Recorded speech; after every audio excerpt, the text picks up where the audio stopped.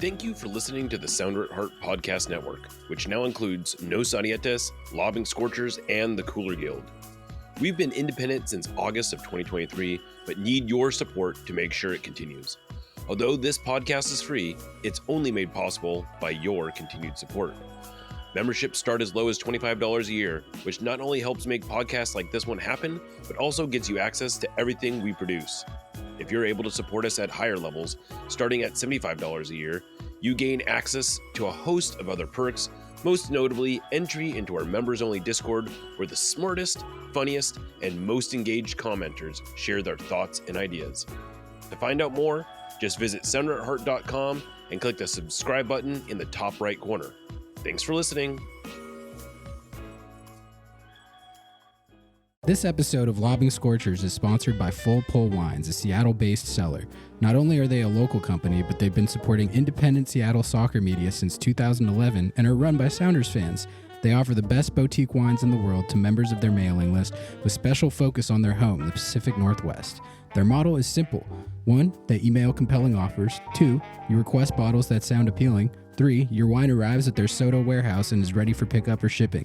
Their Soto tasting room is also open to the public. If you're interested in joining their mailing list or learning more about them, visit fullpullwines.com. What's going on, everybody? Welcome to episode 81 of Lobbing Scorchers. This is Ari Liljenwall. Got producer Noah here with me. Noah, we're back with another off-season episode. How you feeling? I am feeling alive, Ari. I said it last week, but I'm ready for some games. I'm tired of all these transfer rumors, ambition ratings. Let's get some games going. Yeah, unfortunately, we still have several more weeks to go before the games actually start. But until then, we're going to keep putting out this off-season content. As the beginning of the 2025 season does draw nearer, we've got a few topics of discussion related to both the Seattle Sounders and MLS for this show tonight, including the official arrival of Paul Arriola to Seattle. He's in the city, reportedly. Uh-oh. No, he's in the city.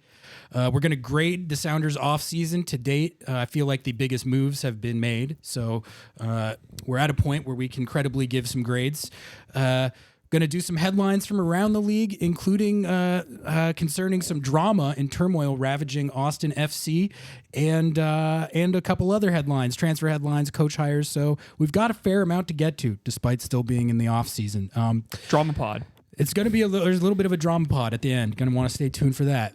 But before we get to all that, I do have to let you all know that Lobbing Scorchers is a part of the Sounder at Heart Podcast Network. If you want to get the best independent Seattle soccer coverage, consider supporting us by going to sounderatheart.com/LS. No, what's that link? sounderatheart.com/LS. Scroll down to subscribe and support to get 30 days completely free. Every sign up through our link helps support and grow this show. If you have not done so yet, go ahead and sub to our YouTube. We're at about 1,100 subs now, past the road to 1K, but now we're on the road to 1.5 and 2K. Yeah. So go ahead and help us out on the road to 1.5K and beyond. Also, thank you to everyone who gave our IG a follow after I requested as much on the last show. We stacked about 50 or so. So I appreciate that, but if you haven't done that yet, go ahead and drop us a follow on IG. We're growing into a relatively credible IG presence. Yeah. We also have some new subs, Ari. Should I read their names off? Read their names off. I think I should. Yes. Patrick Klein, Mike Valeri, Aaron May, I can't read today, Ari.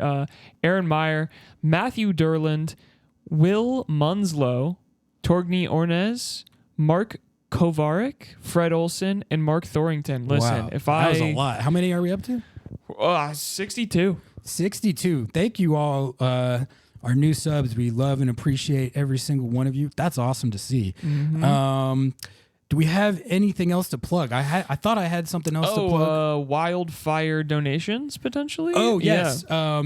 We did another live show where we donated some of the proceeds from Super Chats to the Happy Foot, Sad Foot GoFundMe to benefit those affected by the wildfires going on in LA. Mm-hmm. And we actually contributed fair amount of money to the cause. If you're interested in donating, link in the description. Link of the in the description. Yep. Go ahead and help them out. We love Happy Foot, Sad Foot. And the live shows in general, make sure you're subbed and keeping your noties on for those. We had a lot of fun on our last one. We did get popped by the feds, but, that's what are you going to do? To be expected sometimes. What are you going to do? All right, Noah, you ready for this off-season pod? Let's rip it. Let's rip it. Okay. First thing I wanted to talk about was this Paul Arriola trade. This had been reportedly happening for a while, but now, per Sounder at Heart's Jeremiah O'Shan, this is official. He was at Longacres, reportedly. The paperwork is finalized. I guess there were some hangups with the contracts and the bureaucracy, but now the oligarchs were holding up the deal, but now it's official. So he joins Jesús Ferreira as players poached from FC Dallas to come to Seattle this offseason. USMNT washed up FC. Yes. So I guess that's the first thing I'll say is, I really like the Jesús Ferreira move, and I think this Paul Arriola move is pretty solid. I will say I do accept the memes about it being like the 2019 Gold Cup squad when you throw Christian and Jordan in there. I get it. I think the 2019 Gold Cup squad is like, using that as your MLS squad is actually a pretty good strategy. That's pretty I think it's going to play, but I do accept those memes and that discourse. Yeah. With the Ferreira move alone, I wasn't going to allow it. But now with the Arriola move, I'll accept it. Yeah, I'll accept it. It's the 2019 Gold Cup squad, but I think they should lean into that. People are going to say that negatively, right? That it's the 2019 Gold Cup squad. Why is that a negative? I don't see that as a negative. Well, why is it a positive, Ari? I don't know. I don't think it's a negative or a positive. They won that tournament, right? Or am I wrong about? No, that was Mexico. I mean, regardless of how they did in the tournament, I think to answer my own question, people have very negative associations with that era and that particular iteration of the national team, like when Paul Arriola and Jesús Ferreira were prominent players. So that's why people say it derisively. But as far as how it's going to play in MLS, I think it is going to play. But let's talk about Paul Arriola specifically, just the compensation and then what we think he's going to bring to the team, what we want him to bring to the team. Yeah. Per Jeremiah O'Shan, compensation is a first-round draft pick in $300K conditional GAM. So I guess just right off the top, I don't care about either of those things. No. That may as well be free. Yeah. First-round draft pick is for sure meaningless. And then $300K of GAM. GAM as conditional, not even just GAM. Well, conditional GAM. So what that means is that there's like a set amount, and then based on like incentives, it can go higher. So it's probably something like 150 or 200K GAM up front, and then with incentives, they can push it up to 300. GAM is fake money. We're pretty much, I think we've decided that on this show at least. 100%. And if you throw a GAM amount at me, I'm just not going to care that much. So as far as the resources they gave up for Paul Arriola, I definitely don't think it's like the Ferreira one where the GAM is such where there were some people who were like, that much GAM for Jesús Ferreira? You're going to give up that much GAM? That was a lot of GAM. This is way less GAM. So, I mean, they did not break the bank for Paul Arriola. I think we need to make shirts that say, I bought this shirt with general allocation money. Yeah, exactly. But as far as what we can expect and what we hope to see from Paul Arriola as a Sounder, I think as a depth move, on the wing or as a wide back, he can fill in and he can still play some pretty good ball for you. I mean, his season at FC Dallas last year, he was kind of a horse for them. He played over 2K minutes. He had 5 and 7. So that's not like an A-list acquisition by any means, but he definitely has always had an insane work rate. He's definitely he can run like a freak, and he's been decently productive throughout his MLS career. He at one time was considered a very he was playing in Liga MX for a while. That's when he got into the U.S. national team picture. Yeah. That's why I've never understood why the bots dislike him so much. I get it because he moved to DC United. Yeah, but before that, he was playing in Liga MX, which I think to them is like a credible league, right? Yeah, somehow. So he's that quality of player. But anyway, I'll tell you what I'm hoping to see with this, Noah, is I'm hoping that they give him some run as a fullback and that he can provide some of that attacking presence, because he has a winger skill set. So I'm hoping he can provide that attacking presence from the wide back position that this team hasn't had enough of since the Jovan Jones and Brad Smith days. And Paul Arriola is a player that I could see feasibly playing that position and being effective at it and giving the team a little something that it hadn't had previously. We'll see. I don't think he's played that like predominantly throughout his career. He's mostly a winger that's played higher up the field. But I'm hoping they try him at fullback and he can provide that. No, I mean, at the end of the day, you got to look at how many games the Sounders are going to play. This is not your starter. This is not a starting player. I mean, maybe for certain games, but like if you're picking your best 11, yeah, you might not be in it, but it raises your floor of what you can play as your second or third best 11 by quite a lot. I mean, especially too, it's not a bad thing to bring him in when you're debating bringing a lot of young players in the back. You know, that mentorship is great. And at the end of the day, we're bringing back the 2019 Gold Cup squad, and I'm bought in for it. All right, we're gonna lose to Mexico in the final, but that's okay. That's okay. Yeah. All right. I mean, do we have anything else to say about Paul Arriola? I don't think should so. we? I think that about sizes it up. Yeah. Okay. What I wanted to do next, Noah, was grade the Seattle Sounders offseason. We're each going to give them a letter grade based on their moves to date. Like I said, I feel like all the biggest moves have been done. You know, you might see a Kim Ki-hee signing announced. You might see other more supplemental type moves, but the Jesús Ferreira trade was obviously the big move of the window, and we're going to give them these grades based on that and a collection of the other moves that they made here. I'm going to go over theirs real quick, and then we're each going to give them a letter grade, and then we're going to defend it. I came up with the idea for this little segment, and I haven't even really. I realized I haven't really thought about what grade I'm going to give him yet. So we're going to freestyle. Well, we better talk it out then, because that's usually how we come to the best conclusions. It's true. Okay, so the moves, the collection of moves that we're going to be basing these grades on are first and foremost the Jesús Ferreira trade, the Paul Arriola trade, bringing Albert Rusnak back as a DP. The Jordan Morris becoming a DP situation. That wasn't like an acquisition or signing type move, but it was like a roster change. Yep. Okay, so I threw that in there, and then bringing JP back. So that's been the offseason so far, and out of those 5 moves, only 2 of them are bringing in players from another club, and both of those are from FC Dallas. So for fake money. So when you put it like that. It doesn't sound like the most inspiring of off seasons. But once you dig a little bit deeper. It's not about inspiration, Ari. It's about, did you get the work done and did you get the answers correct? Yeah. So as far as letter grades go, I feel like this off season is a solid B. It's a solid B for me.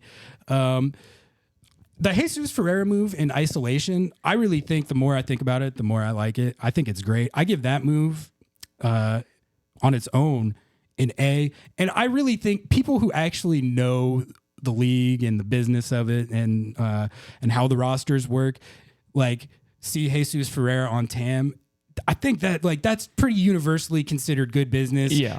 Outside of there's a vocal minority, obviously, that thinks it's like the worst, most unambitious move of all time. But I think they possibly might have finessed a DP quality player for TAM money, which that's good business any way you cut it. And really, for me, this offseason it was always going to be about how can you meaningfully improve this offense this year compared to what it was last year when you scored 51 goals, and really it wasn't enough. You didn't have enough on offense.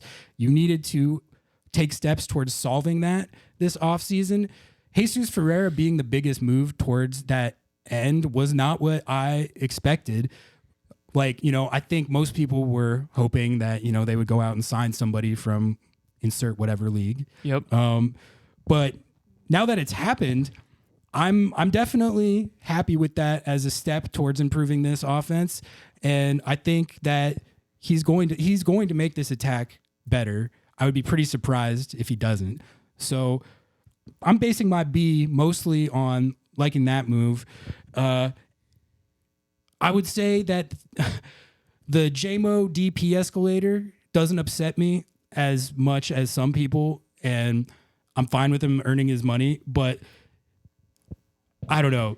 That situation is It's sort not of good business. It's why I've landed on B instead of A. So without Jordan Morris, you think this is an A squad? If this roster still had Jordan Morris on TAM money, Yep. then that would be A for me.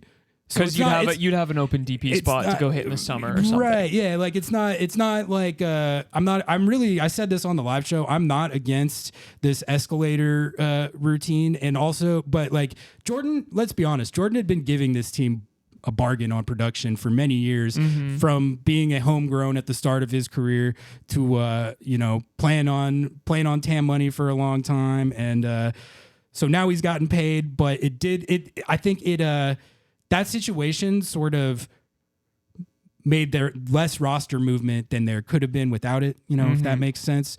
So that's the only thing that I look at, and I'm like, man, like I wish that worked out a little bit differently, and I wouldn't give like an A or an A plus. But that brings you to the bringing Albert Rusnak back on a DP.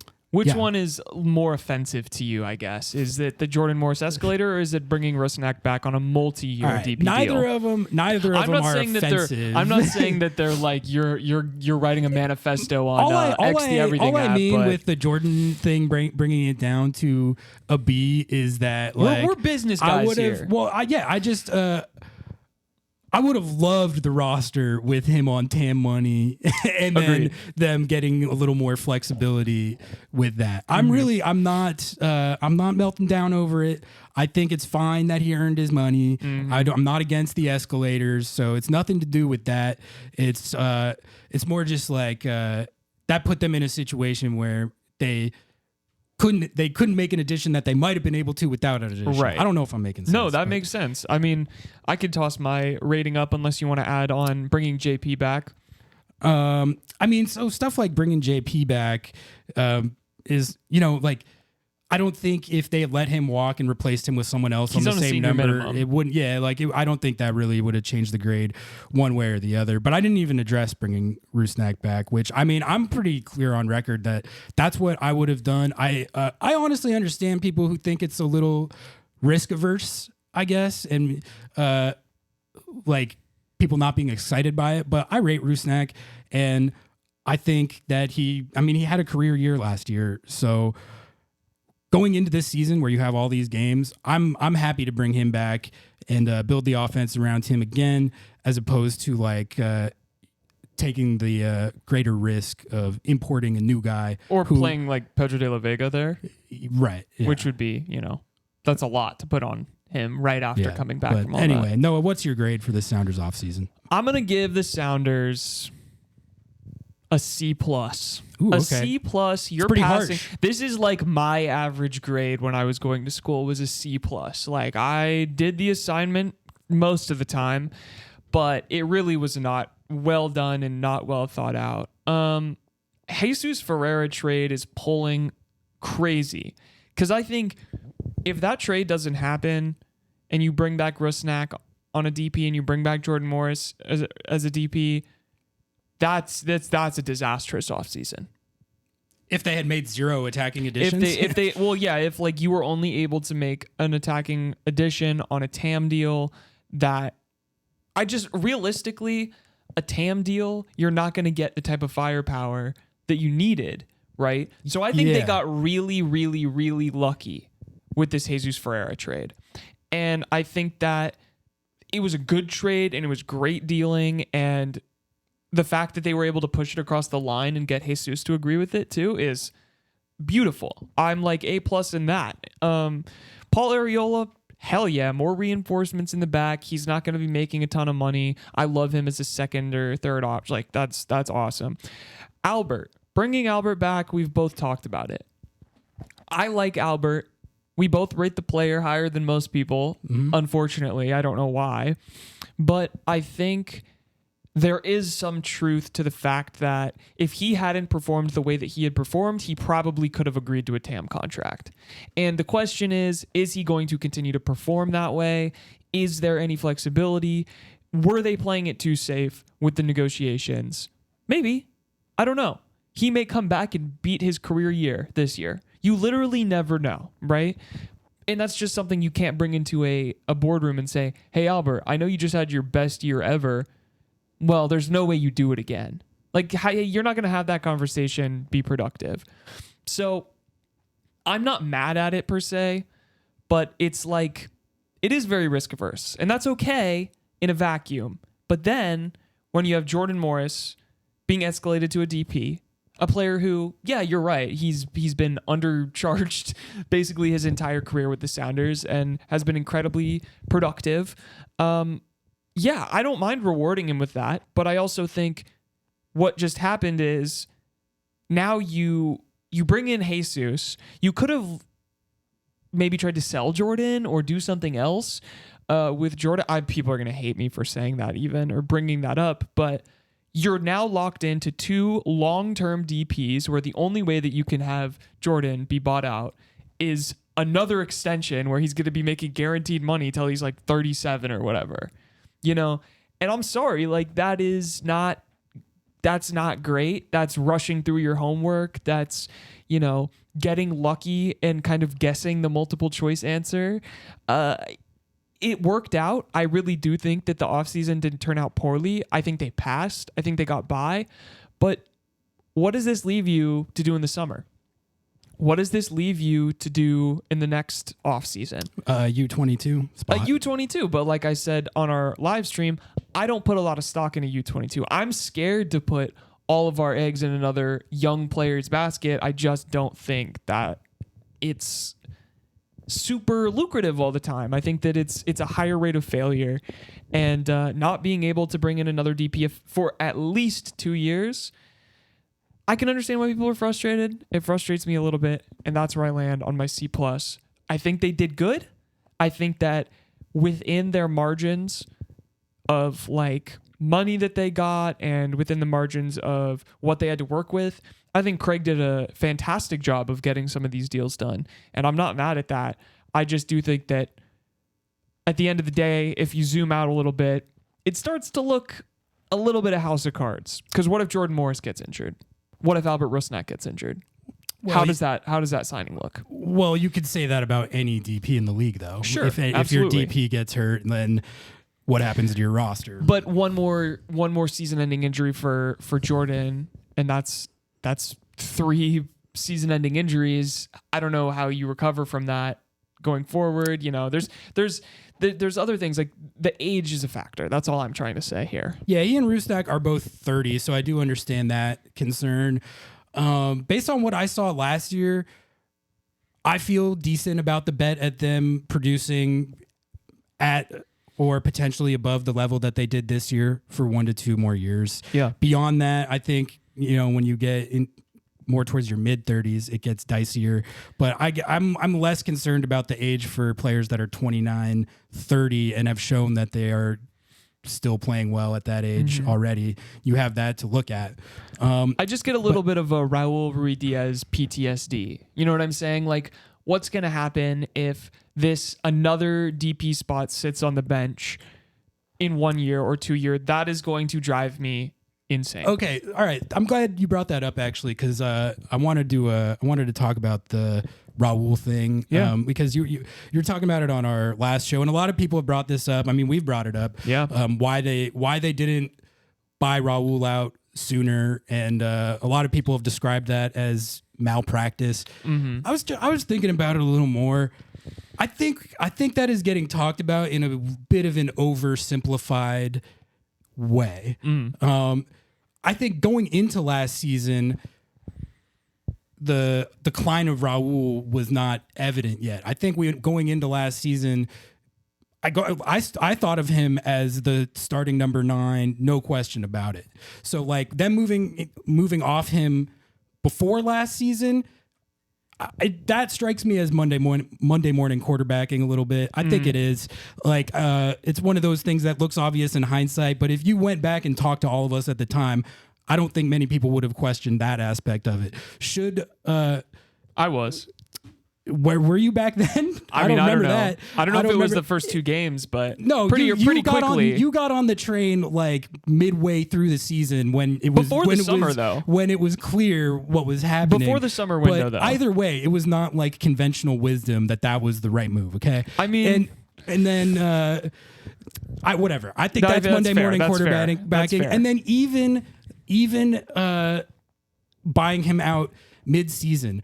I think with that, we are presupposing an outcome that if you bought him out mid-season, then you just go out and buy the replacement, slot him right in, and all of a sudden it's super awesome. I don't think that outcome was guaranteed. And if they had tried that and it backfired, people would be probably more pissed about that than they would be about him not getting bought out mid-season. But isn't that the same thing you're saying as like Monday morning quarterbacking? It's like, oh, well, anything can happen. You know, you're just picking the outcome that you want. Like, I think there is a genuine argument to be made that them not moving off him in the summer jammed them up and made it inflexible completely, whether it was they were going to sign a DP9 or stay with Jordan because they knew his contract had escalators. They knew how close he was to hitting them at that point.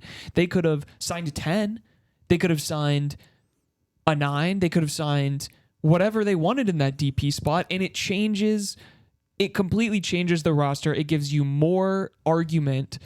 Again, like with Rusnak, let's say you signed another DP and you're like, listen, it's not going to happen.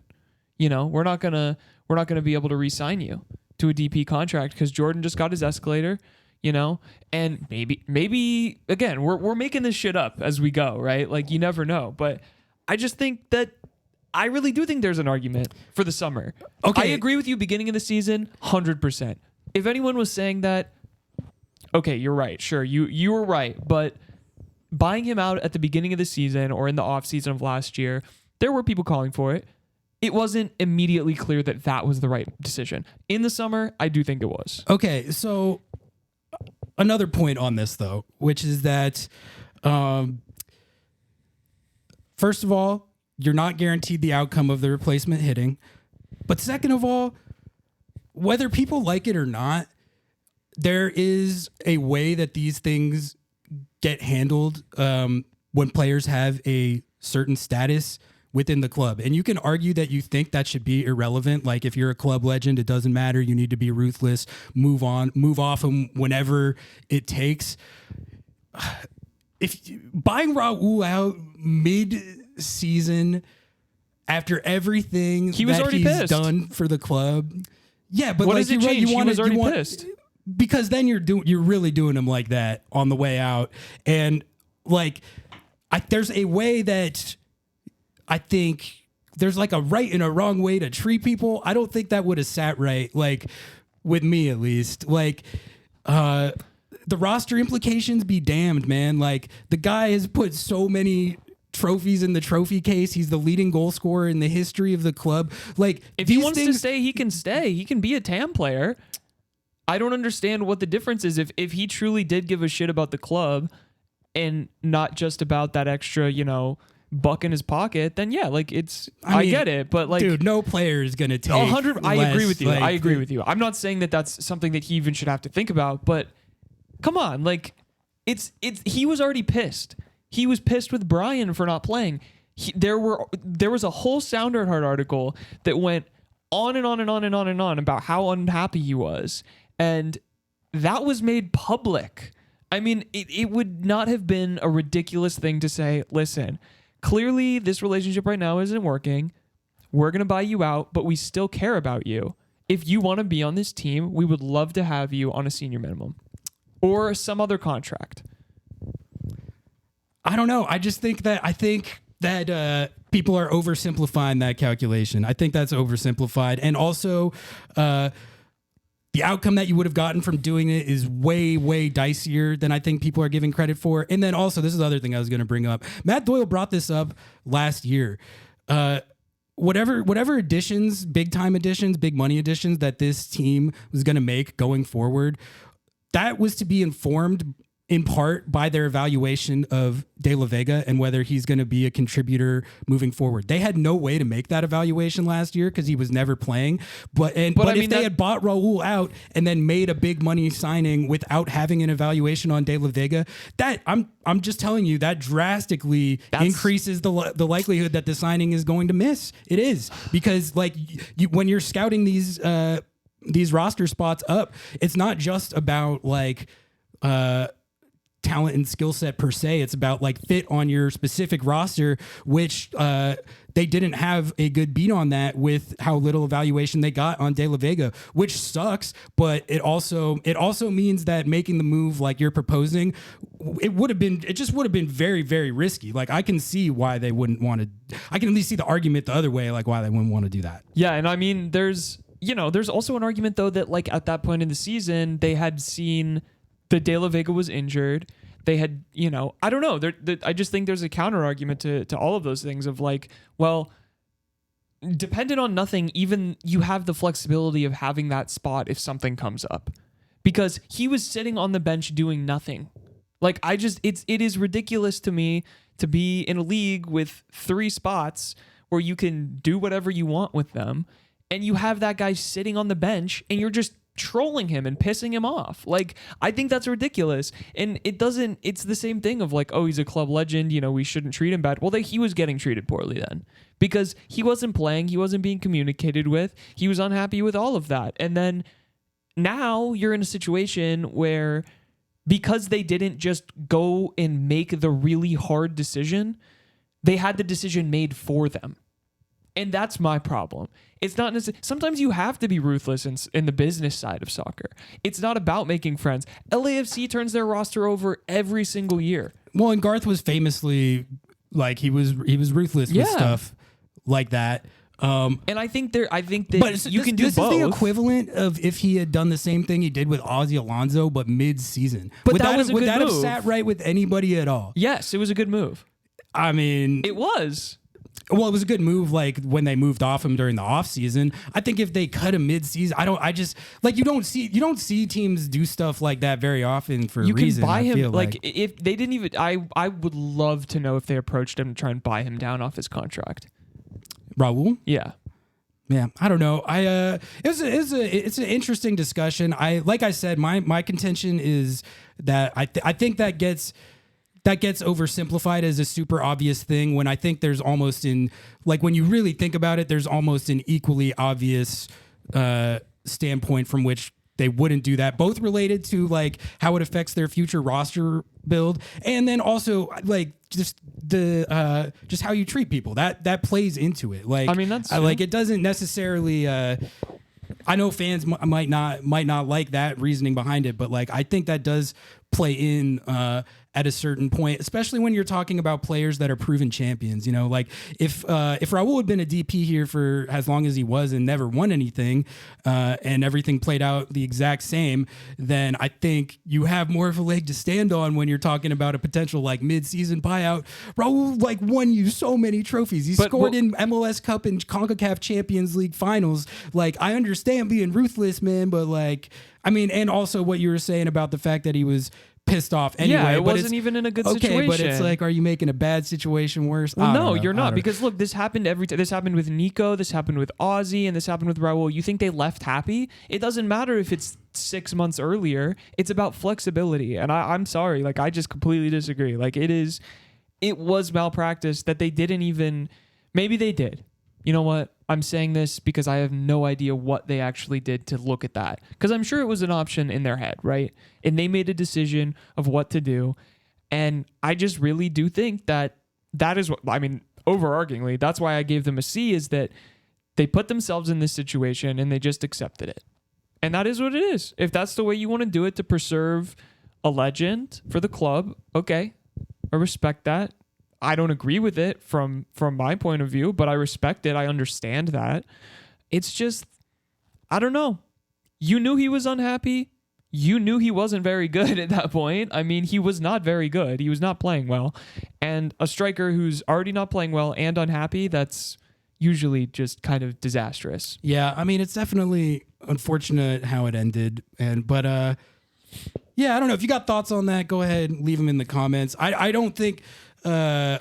I think it's a type of thing where it's like a personal preference type of thing. There's not like necessarily a I still love black Raul. and white, right or wrong answer. But yeah, I mean, People are gonna hate me for this too. Like they've been on me, but well, okay. I mean, honestly, man, just to wrap this up, like for me, it is less about the club legends aspect of it than it is about that even if you did that, you have no guarantee of the positive outcome that I think people are talking about. I agree being with that. guaranteed. And then also, I think Doyle last year made a good point with the De La Vega thing. Like spending a bag on a player that you have no read on how would fit in because you haven't been able to evaluate the other DP that you signed is risky at best and reckless at worst, in my opinion. yeah. I mean, it's tough. I mean, there's no right They answer.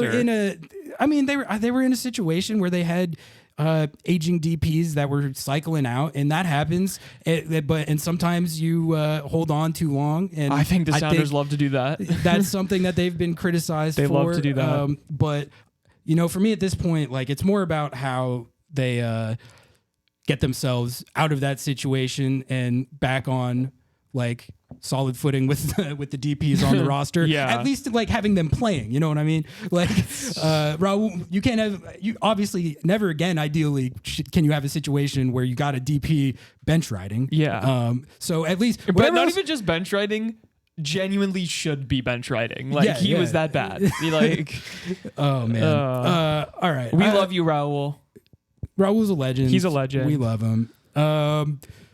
Okay, the next thing I wanted to do is talk about this Jesús Ferreira trade, specifically as compared to some of the other transactions that have taken place across the league this offseason. Oh yeah, I love this. I wrote down 4 others that I thought were the most prominent. There's been a lot of more moves than this, but these are the ones that I think are the most like comparable to the Jesús Ferreira deal. So I'm just going to lay these out and we can go through them one by one and see how we like Seattle's move compared to the other teams. So I've got Brandon Vasquez to Austin for $10 million. Abobasi to LAFC For fake money. Leo Campana to the Revs for $3.5 million of fake money. And then I threw in for fun Fafa Pico to Inter Miami for some fake money. But so I guess first let's talk about Vasquez to Austin FC. We're going to talk about them later in the show. Do we like the Jesús Ferreira deal better or worse than Brandon Vasquez to Austin? I mean, I think this Ferreira trade is better business because they had to drop $10 million. That's a huge bag. They had to drop $10 million on Brandon Vasquez, who, I don't know, I might regret saying this, but I really am not so sure there's a huge difference in MLS quality player between Jesús Ferreira and Brandon Vasquez. They're different positions, so you can't really compare them. Brandon Vasquez is like a pure number 9. Jesús Ferreira he's more versatile. But like, I think this move for Seattle is better than that move for Austin. When you take into account the amount of money that they spend on Brandon Vasquez and how much work, they have a lot more work to do than Seattle, like rebuilding the rest of their roster. So I understand why they would go for like a linchpin foundational type piece and just throw down as much money as it took to get that done. But $10 million is a lot more than Seattle gave up to get Ferreira. I think there's 3 ways to look at it. There's the business side. So how much money did you spend? What did you give up to get the player? The like tactical side, how well is this fitting in on your roster? And just overall like hype, right? I think that like that's probably a fair way to grade these. Business wise, obviously the Ferreira trade clears that. I mean, they got a $10 million player for nothing. And for fake money. For okay, let's even so what? Like $3 million?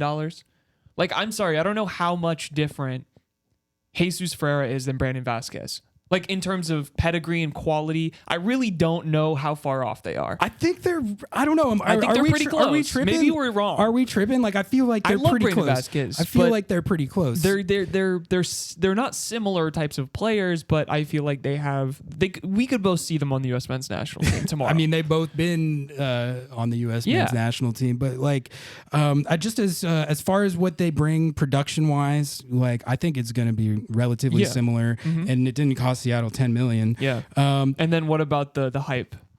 The hype factor? Well, the hype factor with Austin and Brandon Vasquez, I think, is pretty high, isn't it? Yeah, I would say so. And the Jesús Ferreira deal, I think it's actually, I think most fans are actually excited to have him on the team. There is like a vocal contingent that is very unhappy about it because of the U.S. men's national team. But like they don't stuff. count because they're just dumb. I mean, like that's not. But like I think Vasquez has more hype like in their fan base than Ferreira does. When you drop a bag on someone, you're going to be happy. Well, and also like they haven't had a lot to be happy about the last couple years. So like that's where they should be excited to like get a player like that. But like part of the hype is because they haven't been very good, and this is something that they think could make them good. So I think it's a sort good of like different kinds of hype. Yeah, I think honestly, like if we're looking at it, and I think it's even. I think this trade is even. And maybe you're gonna say I'm crazy, but like because they have another open DP spot potentially in Austin, building off of Vasquez and kind of that rebuilding and having him as like an anchor point up front, that's a great move. That's awesome. The bag they spent, I mean, I don't know, who cares? Some front offices don't care about that kind of stuff. They're just happy to spend. I mean, the thing is like, I think Atlanta is the only front office where you can say it like really, really doesn't matter what the fees are, because it matters if they spend this $10 million and Brandon Vasquez is either not what they hoped he'd be or a bust, and then that hamster they're not. I don't think Austin's ownership group is like rolling in it to the extent that they can just throw around another huge. Like they are very like invested in this now. They are betting on this now. Which but I really do think they both have the same amount of upside. I think Jesús Ferreira has more upside, and that's all I'm going to say. So I would say Jesús Ferreira, but by like a 0.1% wins this one out just based on the deals. Abobasi to LAFC for fake money. I can't remember if he was free agent. I think he was free agent. I think he's free agent. Is he on TAM? I don't think so. I'm not sure. We'd have to look that up. Okay. But I mean, either way, they did not break the bank on him. Like he's not taking up. If he was taking up a DP spot, that would be newsworthy. But I was a fan of this move for LAFC. Like it's kind of a classic like high floor, like when they signed Kai Kamara, like this is of that ilk, except he's way younger and has a lot more years left than Kai Kamara. And Abobasi's underrated. Like he 100%. Is an underrated MLS fans. Forward. And that's why when I saw LAFC did it, I wasn't even like, oh, I wanted like Seattle to do it as much. I was just like, God damn it. Like we were chatting about it. We saw him on the free market and we were like, what if we just what if we just bought Moose out and just left him out to dry? Former and brought Timber, him in? But Abobasi, like they're gonna play him a lot, and I think he's gonna score more goals than Olivier Giroud. Someone in the comments clowned me for my Giroud pronunciation. They said I said it like Giroud. Who cares? He's French. Yeah. Like what? Giroud. It's not even a real language. That's what the point I was getting at is that LAFC is upgraded at the number 9 with Abobasi over Olivier Giroud. But that's kind of a banger deal.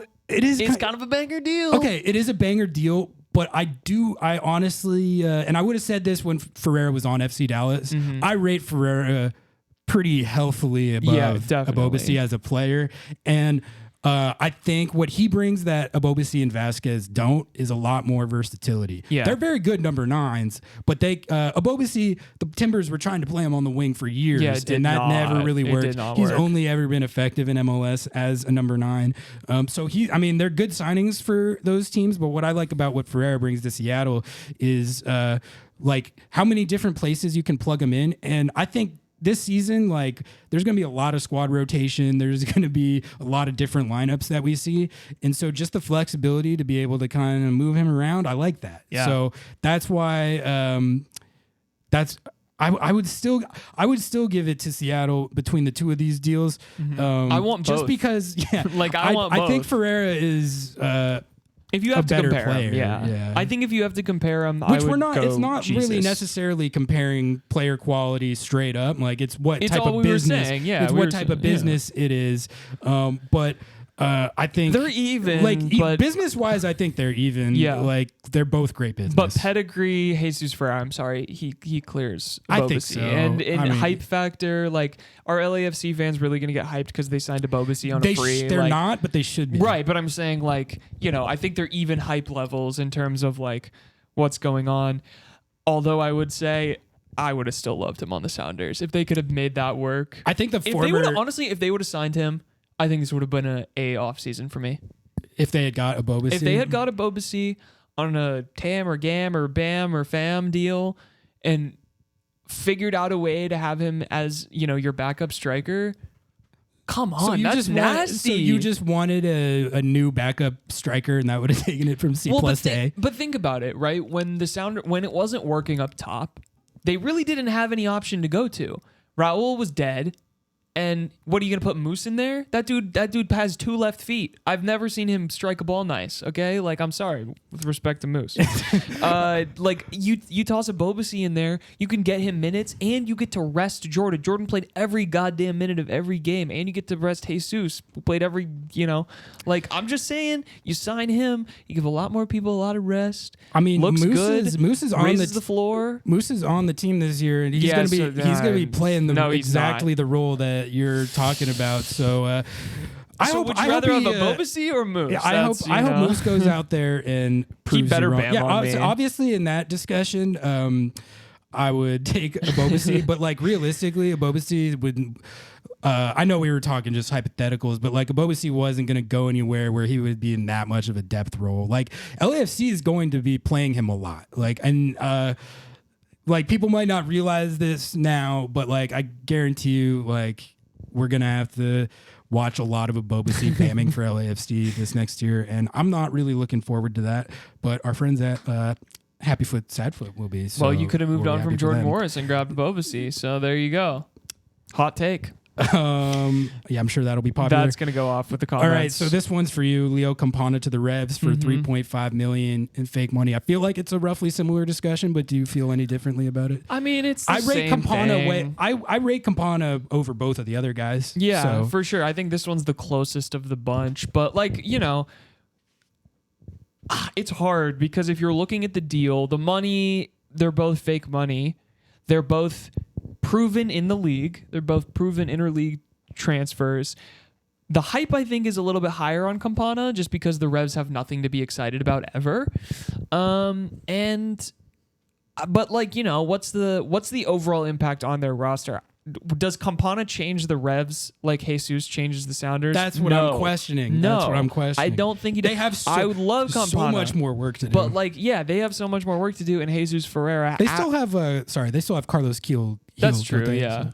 I thought he was pissed though. I thought he hated it. He was there. disgruntled for a while, but as far as I know, he's coming back, and he's honestly one of the better, more talented players in the league. Nasty. Like when he's on, and I think him and Campana could. That's a nice duo, but like honestly, like when you have a situation where it's like you have 2 guys like that, and that's it. That very seldom will carry you that far. Like, it's a situation where, like, I feel like right now with the Revs, like, if one of those 2 guys goes down, like you were saying, like, what if Jordan goes down? Like, they're like really they're like cooked. if anyone goes down, they're cooked. Yeah, I agree with that. No, I think overall better deal.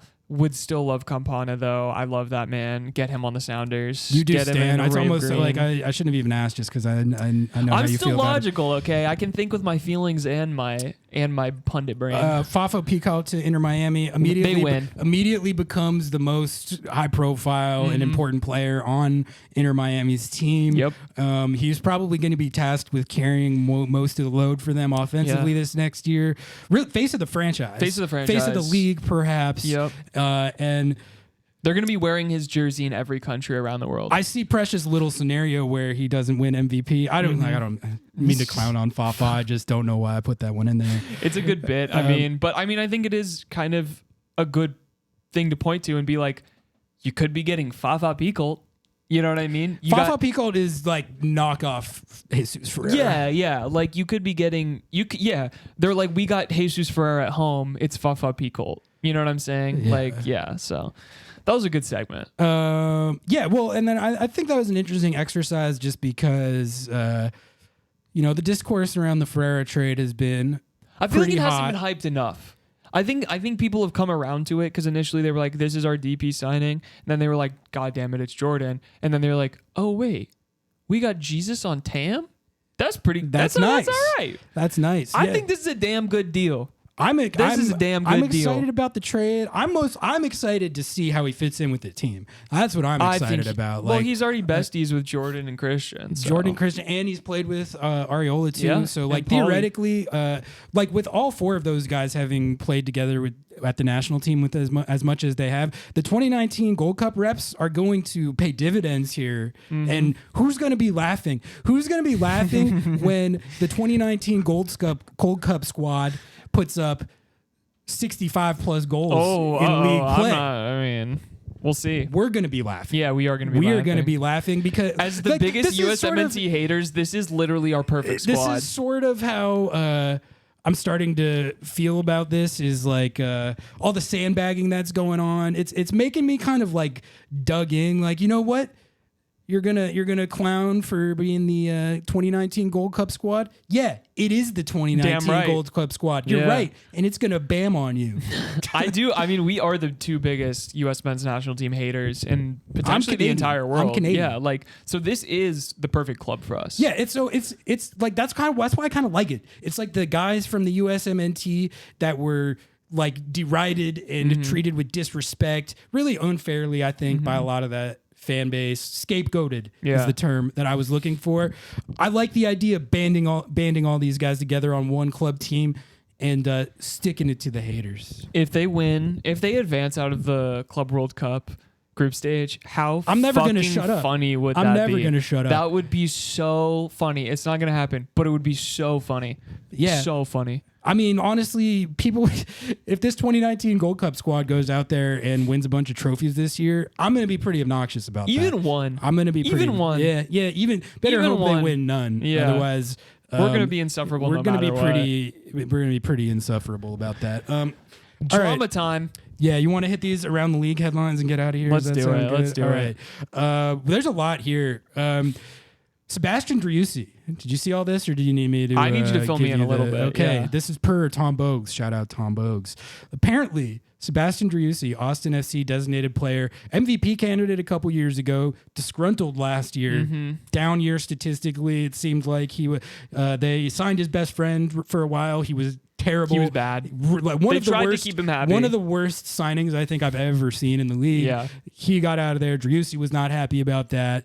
Anyway, he's apparently refusing to report to Austin FC's mandatory off-season programs while trying to force a transfer to River Plate. And the club is saying that they're not going to do it. They said unless they come with a way bigger number than they just came with, we're not going to do that. Damn. So he is holding out essentially until they transfer him to River Plate. But I bring this up because it's pretty funny. It's hilarious, for one, because this is what Anthony Precourt tried to do with his former club. And now he's being held at gunpoint by his best player. So that is just karmic justice in a way. And it's sort of, like Vasquez, they just dropped a huge bag on Vasquez. But it's sort of, I think, a reminder that, that stuff alone, like if your locker room's in turmoil, if your DP is super disgruntled, you're coming off a bad year anyway, dropping a $10 million bag on one guy, that's not going to get you out of it, necessarily.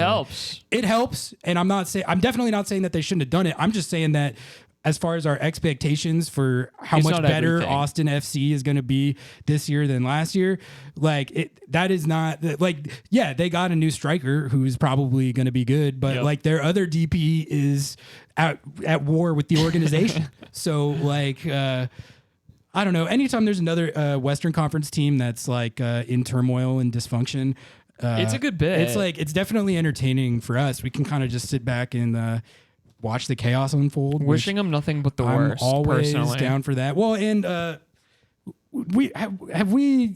have we butted heads with Austin FC? We that actually only Columbus. We love the Austin Fan TV. That's one of our favorite YouTube channels. So dude, look them up on YouTube. Actually, we don't even know them, and we just plug them. But we like their content. They do content where they interview fans after the game. Like the guy just goes up to them and he says like, "What did you think of the team today?" And it's just incredible content because so they good. almost always lost. Yeah, they lose every fucking game. Yeah. So that It's was just distraught I don't think it fans. would have been as good of content if they were a good team. Yeah, I agree. Yeah. So here's to them staying bad. Yes. 2 new coaching hires. Let's give our takes on these. Toronto FC hired Robin Fraser. The Philadelphia Union. We didn't talk about this, right? No. The Philadelphia Union hired Bradley Carnell, who was most Who? recently the coach of St. Louis City SC, and he coached the Red Bulls at one point too. But Robin Fraser, I love that hire. I do like that hire a We- lot, we especially are- for Toronto. I always felt like Robin Fraser got a raw deal with the Rapids. I've done a lot of his press conferences over the years. He's or on- like is he when on he was the Flavor Rapids Watch? coach. No, he's like a very like chill, reasonable guy. I mean, honestly though, like there was a couple like he'll give blazing hot press conferences, but in a very like Monotone. I'm just talking with reason. I'm not gonna lose my cool. But that was the worst officiated match I've ever seen in all my years being affiliated with this game. That was an absolute joke. So That's awesome. But he'll probably give us a couple blazing hot pressers this year with that. But also I really think he did a good job with the Rapids. Like he had them punching way above their weight and not a lot of support from their ownership group, and was still like he got them, I think, to a Western Conference final. Damn. I just think that he was underrated during that stint, and he's coached Toronto FC before, so I actually think that's a good move by them. Yeah, no, it's good for them. I agree with that. He's a fun coach, and they're in shambles. They need someone to come in there and just be monotone. Like they need to be him being monotone is exactly what they need. They just need that. Let's just chill. Like thinking about Toronto FC. I was going to make this point earlier and I forgot. Like when I look at teams like Toronto FC or what's going on with Austin FC, that's where I think that the discourse around the Sounders offseason has lost the plot a little bit. I've seen people throw around terms like embarrassing and pathetic. I'm just telling you guys, I watched the whole league. Toronto FC, San Jose Earthquakes, what's going on with Austin FC and the war that they're having with their DP. That stuff is like embarrassing. Trading for Jesús Ferreira, even if you aren't like enthralled by it, it's like a pretty normal MLS move. It's not embarrassing, is it? No, I don't think so. I just wanted to get that out there. Yeah. There's a lot of clubs in this league that are like in shambles, and I'm just glad that we don't cover those clubs. Yeah. Philadelphia Union downgraded. That's all I have to say on the Bradley Carnell hire. Yeah, I think I don't really understand why they fired their head coach in the first place, but like that's like a lateral move, if anything, Bradley Carnell. And like why not just keep Jim Curtin, Jim C, club legend. Jim C legend. Bradley Carnell had that really good first year in St. Louis, but that was a fluke, let's be honest. And he unsettles me. Just his face. I don't know what it is about him. He unsettles me. I don't know. He's fine, but maybe like, so another thing, like people talk about Seattle moneyballing, which is true. Seattle does moneyball. We're not beating but those allegations. Not beating those allegations. The Philadelphia Union are like the all-time. They're the all-time ultimate moneyball team. So maybe they think Bradley Carnell. I think Jim C was finally getting to the point where he was like, I'm tired of moneyballing. Like I need. He was saying that. I think. Him and his players were. Yeah. Yes, Kai Wagner. Yeah. Like they were starting to talk about it, and I think once the ownership saw that dissent, they were like, we're not going to stand for this. You're done, buddy. Jim C, you're done. We're going to bring in a guy who's going to like be all about the money ball. Maybe that's it. I don't know. I'm just theorizing. Sporting Kansas City, the club of professional wrestling enthusiasts, have transferred Alan Polito to Chivas. That's also funny because That's they hilarious. gave him a contract extension a year or two ago. And he was, you want to talk about hyped signings? I remember when Sporting KC They were like, oh, signed they're out back. Polito. Yeah, they were supposedly back. He was going to be the number 9 that carried them to MLS Cup glory. He was going to work his way back into El Tri with how Yep. good he was going to be in MLS. Yep. He was going to tear up the league, the club of professional wrestling enthusiasts. It was just nothing but They had gotten goals to the case. and wins ahead. And now they're transferring back to Chivas. And I think when we sized up the Alan Polito era in the wrestling enthusiast club, flop, man. That signing flop. Like from the damn rafters, jumping into trying to suplex someone and missing and hurting yourself. Which I guess that's it's just another example, man. These outcomes are not guaranteed. Alan Polito, I think, was considered about as high percentage. Like those links to MLS were there for years, and he seemed like the quintessential, like, I'm going to tear up Liga MX, then move to MLS and also tear it up. He was injured the whole time, and honestly, he had some productive runs for them, like when he was healthy. Yeah. But the last year or so, not really, man. Nope. Not really. So unceremonious end to the Alan Polito in MLS era. And now what is the club of professional wrestling enthusiasts gonna do? They're gonna have to sign another wrestler. So, They're going to. And like, where do you go to WWE? Do you I go don't know. to? Are we talking minor leagues? I don't know. This is a Sounders related headline, Noah. Mm-hmm. The Chicago Fire have signed Big Sam Rogers. Sam, not Slam and Sam. Not Slam and Sam. Different Sam. Yeah, Sam Rogers. For anyone who the sickos are good for sure. Yeah, they'll gonna know about Big this. Sam. Yeah. But Sam Rogers was an academy defender for Seattle who he really, when he was coming up, he was like the Stu Hawks. Yep. But back then I was like, oh, Sam Rogers, like Chad Marshall 2.0 incoming. Like, I don't know if I got that hyped on it, but he was for sure considered like the CB coming through Seattle's academy that was going to be like an MLS starter. And that did not pan out. He was trying to make the first team back in the day and didn't, and then went to I think he went to Norway and then Norway or Belgium and started balling out. Like he actually kind of became the player he was supposed to in Seattle over there. And I remember being a little annoyed about that. I think I had a meme at one point about the society if I did society if the Sounders had kept Aaron Long and Big Sam Rogers. Yeah. So that's how I was thinking about it at the time. I bring this up because he's coming back to MLS and he became a good player. Yeah. Like he's not a bad player. I don't know how he's been done recently, but I know there was a time as recently as within the last couple years where he was playing in Belgium. I'm pretty sure it was Belgium, and he was balling. Like he was playing really well at CB for them, but he also scored a bunch of goals. We call him Big Sam for a reason. But anyway, if you're looking for your Big Sam Rogers update, there was. We talked about this on the live show, but I haven't mentioned it on this pod yet. I should have put this is the one I forgot in the biggest attacking moves. I put Fafa. I did not put Chicho Arango going to the San Jose Earthquakes from Real Salt Lake. But what was interesting about this was for not that much money, that much fake money, only 1.5 million in fake money. So why don't we just go back and do what we did with the other ones?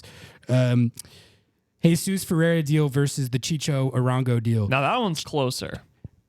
It's quite a bit cheaper, but honest, and I get why the Earthquakes did it because they're taking swings. They got a new coach. They're taking swings to try and get out of wood and spooning. So good deal for them. Chicho Arango went in the tank down the stretch last year. I don't know what was up. I don't know if he was hurt or if it was attitude stuff or if he was just not in form, but enough to raise my eyebrows. I told you he donated his whole salary to the Mormon church. That's what happened. They got him. But and then he goes for this cheap. What's going on? What's happening? There's something in his file that is not being reported that's keeping him down. Something just doesn't add up when you consider that at his peak, this was like one of the best goal scorers in the league. And even as recently as halfway through last season, he was like a very credible MVP candidate. Right. And if you look at his stats from last year, he had like 17 and 12, but that was all in the first like 19 games. And then he didn't do anything. And then Real Salt Lake torpedoed without him like producing. Yeah. So, I don't know what happened, but it is also a similarly distressed asset to Jesús Ferreira, who is like not really coming off of a historically bum season, but has a lot of us. It's like when Chicho is good, he's great. When he's bad, but that dude is a talk about ghost. I just don't know. Like, I don't know what's going on with him. Why did he torpedo down the stretch for RSL? Why did he go for so cheap and fake money? I don't know. But either way, bouncing back at the Quakes is a tough one, though. Yeah, exactly. Well, I don't know. Like, I've felt like their roster is obviously terrible and their defense is terrible. But like Christian Espinoza and Abobasi when he was on the team, that like isn't a terrible combination. They scored on the Sounders a lot. They beat the Sounders last year, famously. Mm-hmm. So who knows? Make of that. Good for him. Good for him. All right, I just had one more little topic to talk about, and then we can call it a wrap for episode 81. Atlanta United, reportedly per Tom Bogues, are putting down $18 million on a Middlesbrough striker named Emmanuel Latte Loth. That's fire. Latte Loth. Incredible name. Which is notable because $18 million would be the biggest fee in MLS history. And Tom Bogues also posted the biggest transfers in MLS history. FC Cincinnati just broke it with the $16.2 million they spent on Kevin Denke. The next four all also belong to Atlanta United. They saw that they got passed, so apparently they're going to throw down 18.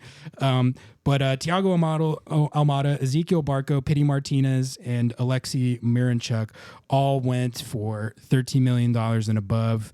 So Atlanta United, assuming that they spend this bag on this player, they're going to have the top 5 biggest transfer fees in league history, which, not to belabor the point, man. Well, they'll have the top 4. Yeah, you're right. No, but same thing. They will have 5 in the top 6. Right. But so that's just, it's like when I look at this list, Almada, Barco, and Pity. Almada wasn't a bust. I won't put that on him. He was productive and pretty fun to watch. Their team wasn't that good when he was the centerpiece. No. Barco and Pity were busts. Yeah. They were busts. And, like, theoretically, when you're spending Arthur Blank money, like, doling out transfer fees like this, like, your percentages should be higher, right? Because you're buying more expensive players that are theoretically like either more proven commodities or such polished prospects that the odds of them busting are way lower. Mm-hmm. It just doesn't always work like that, man. You got to spend smart, not just drop massive bags. But also, we were talking about it on the live show when we brought Brian McKinney on. But I do think it's funny that FC Cincinnati spent $16 million on Kevin Denke, and they're getting praised for that because it's like a good signing. But like the Belgian league that he came from, not that much different from MLS, and his stats are not that different from Jesús Ferreira. So make of that what you will too. Let's wait and see on that. Exactly. He hasn't played a game in MLS yet. Yeah, you're right. You know who has more MLS goals? The guy in MLS. So can't beat those stats. I mean, you know what I'm saying. I know. I'm just being facetious here. The 16.2 million. Like, I mean, it's fake money, but I mean that one's real money. I don't know. I just thought that was worth pointing out. Yeah, I mean, I think that there is valid concern that if you bring a player in, they are going to bust when you look at the sample size. Like, it's just realistic. And when you have people who come up through the MLS system who are solid and talented, they can kind of turn into really good MLS players. Jackson Reagan versus buying some random ass fucking $10 million defender. I'm going to be honest, Jackson Reagan's probably still going to be more efficient. And that's just the reality. And you know what they have him for? Nothing, basically. Yeah, supplementary roster spot. I'm just saying. I'm just saying. So I guess to close it out, like, I think like my take, I've been thinking about just the whole discourse around Seattle's money balling and not spending as much as these other clubs.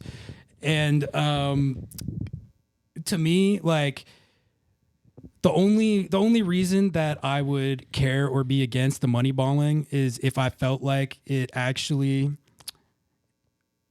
made them like a less successful club than they could be if they were like spending money like Atlanta United. But like whatever formula that they are using has been working, and it's been extremely successful. So I guess I don't see why I don't understand why things like transfer fees and even the concept of ambition at all.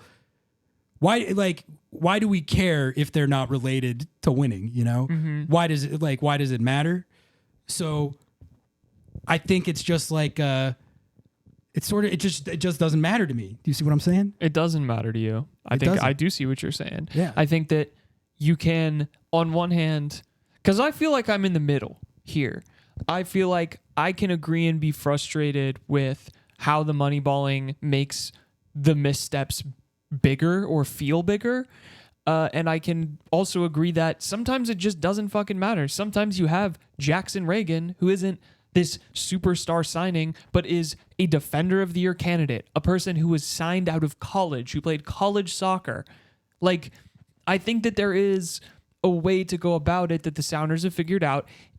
And irregardless of what you feel about it, it's the way that they do it. That's sort of the point, man. It doesn't matter how you want them to do it. They're not going to do it that way. They've always been this way. They're going to stay being this way until someone buys them and has an unlimited checkbook. If you yeah, exactly. Like if you want them to be, if your criteria for ambition and what you want them to do to the roster is spending these like transfer fees that we're looking at that Atlanta United drop, like they're just not gonna do that. Like they're just not.